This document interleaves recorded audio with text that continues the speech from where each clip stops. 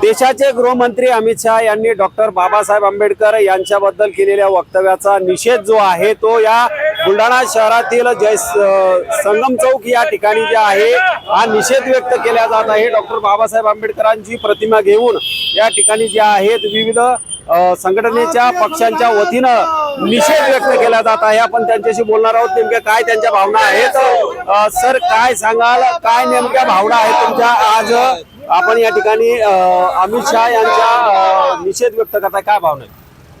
काल देशाचे गृहमंत्री अमित शहा यांनी संसदेमध्ये सांगितलंय की क्या तुम बाबासाहेब करते हो, क्या तुम बाबासाहेब करते हो, इतने बार यदि तुम भगवान का नाम लेते तो तुम्हारी 7 पुस्तियां स्वर्ग में जाती थी। या घटनेचा आम्ही तीव्र निषेध करतो। आणि अमित शहा जर कशामुळे गृहमंत्री झाले असतील तर ते डॉक्टर बाबासाहेबांच्या संविधानामुळे गृहमंत्री त्या ठिकाणी झालेला आहे, याचं भान सुद्धा या लोकांना राहिलेलं नाही। आणि हे लोक, हे भारतीय जनता पक्ष आणि हे लोक मनुस्मृतीचे खऱ्या अर्थाने त्यांना प्रोत्साहन देणार हे लोक त्या ठिकाणी आहे। आणि त्यांच्या मनात मध्ये ते असतं ते त्यांच्या काल होटात आलं आणि खऱ्या अर्थाने बाबासाहेब असतील, घटना असतील, हे त्यांना त्या ठिकाणी वृत्त आहे। आम्ही या सगळ्या घटनेचा तीव्र निषेध या ठिकाणी करतो आणि देशाचे कृषी मंत्री, देशाचे गृहमंत्री अमित शहा यांना आम्ही खऱ्या अर्थाने राजीनामा त्या ठिकाणी मागतो आणि त्यांचा जाहीर निषेध आम्ही या ठिकाणी करतो।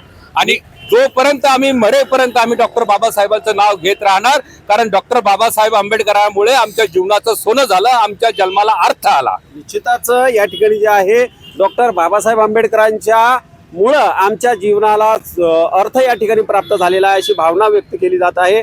डॉक्टर बाबासाहेब आंबेडकरांची प्रतिमा जी आहे ती या ठिकाणी घेऊन निषेध व्यक्त केला जात आहे या घटनेचा।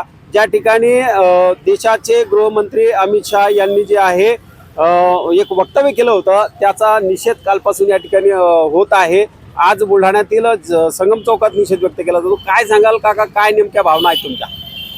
देशाच्या गृहमंत्र्यांनी संविधानावर चर्चा सुरू असताना सभागृहामध्ये, संसदेमध्ये जे उद्गार काढले त्यामुळे भारतीय जनता पार्टीचा खरा चेहरा आणि संविधान विरोधी चेहरा हा जनतेसमोर आता आलेला आहे। कारण हे लोक मनुस्मृतीला मानणारे आहेत, भारतीय जनता पार्टी ही संविधान विरोधी आहे, हे या विधानामुळे सिद्ध झालेलं आहे। त्यातच डॉक्टर बाबासाहेब आंबेडकरांची घटना जर नसती तर आज आपल्या देशात काय वातावरण असतं आणि आपला देश कोणत्या दिशेने गेला असता हे सर्वांना आता माहिती आहे। आणि आपल्याला जगणं जे शिकवलं ते बाबासाहेबांच्या घटनेमुळे आपण जगणं शिकलो, स्वाभिमानाने जगणं शिकलो, आपल्याला घटनेनं स्वाभिमान शिकवला। आणि अशा परिस्थितीत मनुस्मृतीला मानणारी ही जी मंडळी आहे भाजपची, यांनी हे उद्गार काढून की तुम्ही जर ईश्वराचं नाव जर घेतलं, बाबासाहेबांच्या ऐवजी ईश्वराचं नाव जर घेतलं तर तुमच्या 7 पिढ्या स्वर्गात जातील, असं म्हणणारा हा अमित शहा हा केवळ बाबासाहेबांच्या घटनेमुळे गृहमंत्र्यांच्या खुर्चीमध्ये बसलेला आहे। निश्चितच जे आहे डॉक्टर बाबासाहेब आंबेडकर यांच्या संविधानामुळेच अमित शहा जे आहेत ते या ठिकाणी गृहमंत्री झालेले आहेत, ते त्यांनी विसरू नये असं या ठिकाणी वक्तव्य केलं जात आहे। सर, काय सांगाल, आज या ठिकाणी निषेध व्यक्त केला जातो या घटनेचा, काय नेमक्या भावना आहेत? काल संसदेमध्ये भारताचे गृहमंत्री संविधानावर चर्चा चालू असताना जे बाबासाहेबांविषयी उद्गार काढला त्या शब्दाचा आमच्या पक्षाच्या महाविकास आघाडीतर्फे आणि आमच्या राष्ट्रवादी पक्ष शरद पवार पक्षातर्फे आम्ही जाहीर निषेध व्यक्त करतो। ज्या माणसाने त्याच्या पोटात जे होते तोंडात आलं ते आणि तोंडात जे होते त्यांनी चर्चेतून बाहेर आलं, अशा प्रकारचे लोक हे भाजपमध्ये आहेत।